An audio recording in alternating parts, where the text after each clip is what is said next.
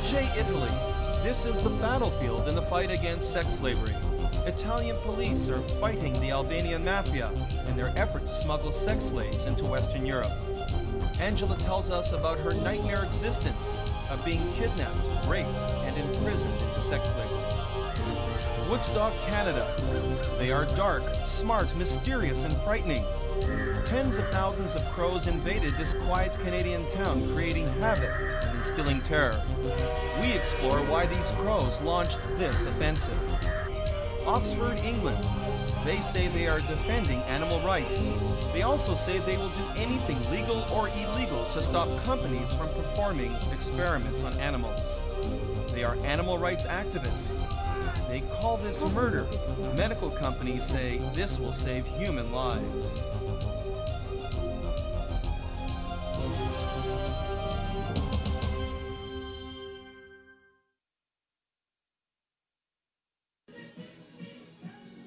Angela Slobodchuk loves to show off photos of her son Vyacheslav to her girlfriends. Angela is from Moldavia. Her friends are all from Eastern Europe. They share a terrible common bond. They were all sex slaves. Angela had married Mikhail. Their son Vyacheslav was born with a congenital defect in his leg. He needed corrective surgery, which the family couldn't afford. 2 years ago, Angela found out about the possibilities of childminding or waitressing opportunities in Western Europe. That way, she could raise the money for her son's operation. She left Moldavia with 3 other women, but the Serb men who had organized the trip kidnapped them and raped them. They were dealers. Their trade, sex slavery. We started to cry and to try to explain that we had children. We must make money in a different way. Although we really need this money, that we are incapable of doing that. But we were already imprisoned in a home, and nobody wanted to help us. To resist was impossible, because we saw with our own eyes how out of all those girls, 22 of us, 2 were beaten badly, kicked by boots. They would stay in hospital a long time.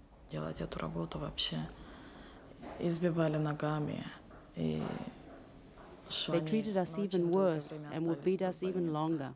They had everything. They had weapons, they had knives.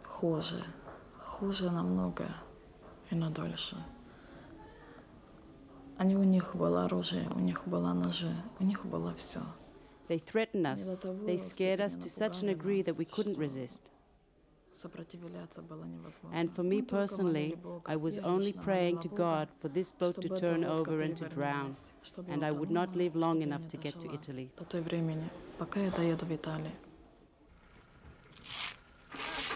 Angela was smuggled in a small dinghy into Italy, where she was forcibly prostituted to clients. Every night, Italian police in the coastal town of Lecce scanned the coast for sex slaves like Angela and illegal migrants.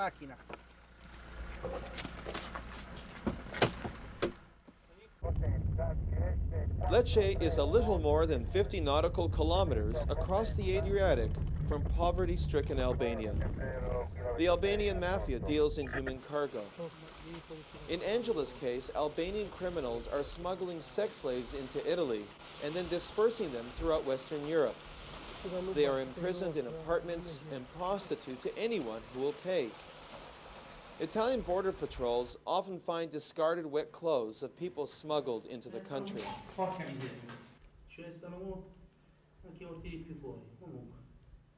E di venire se lui si guarda al posto di fronte alle monache. Ti giuro, giocando scherzando. It's a freezing cold night.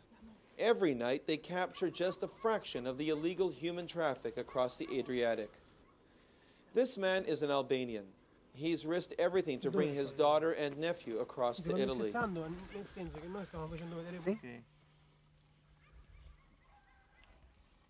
This is the gateway to rich Western Europe.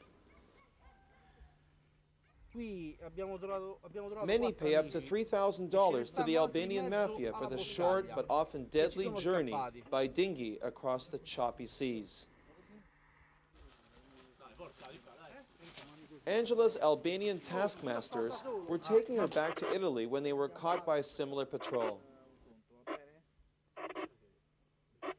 Angela was given two options, either expulsion to Moldavia, or she could live in this refugee center, Regina Pacis, in nearby San Foca.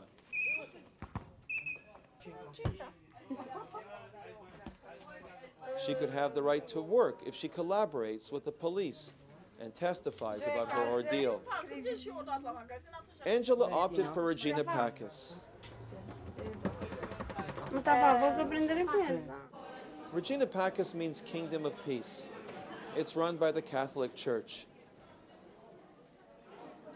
Serb, Kurd, and Turkish refugees live in semi-imprisonment here, but they also receive genuine practical help and emotional support at the center. Former sex slaves like Angela, all of them Eastern European, run the kitchen and cook the meals. Under the motto, "We are all brothers," 400 refugees are taking shelter at this center.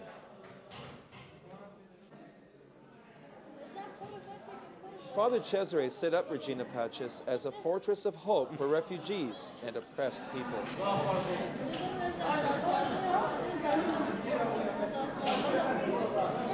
Ma secondo me il problema intanto è questo, che l'Europa, hanno fatto l'Europa delle nazioni, hanno fatto l'Europa delle monete, ma non hanno fatto l'Europa dei poveri. I think there is the Europe of nations, the Europe of money, but we're not paying attention to the Europe of poverty. And Europe will pay the price because it doesn't want to pay for the poor. And this price is also paid with the prostitution. E questa è una conseguenza gravissima che passa anche attraverso lo sfruttamento della prostituzione. Father Cesare has succeeded in giving Angela a new sense of dignity. When she's not working in the Regina Pacis kitchen, she is earning a wage at a San Foca restaurant. With the money she had sent home, Vacislav had his operation. Now her dream is to have him with her. A short while ago, she went back to Moldavia for a visit. 2 years after I was separated from my son, a year after I got to Italy, I finally saw him. I left him when he was a year and 7 months, and now when I saw him, he's 3.5. I felt it was a big loss, a very long separation. Yesterday I called home, and when he heard my voice, he started to cry and told me, "Mommy, Mommy, I want you to come back home. I love you so much." For me, it was, I'm so happy. Angela hopes she will obtain visas for her son and husband to come to Italy within a year. Father Cesare is concerned over the thousands who are still imprisoned in enforced prostitution. He says the best remedy is for the European Union to work with disadvantaged nations in Eastern Europe to give women an opportunity to work and thrive within their own countries. In the meantime, desperation is only fueling sex slavery and other illegal ventures.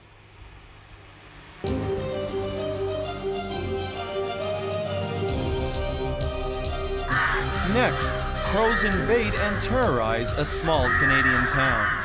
Like watching Alfred Hitchcock's The Birds again.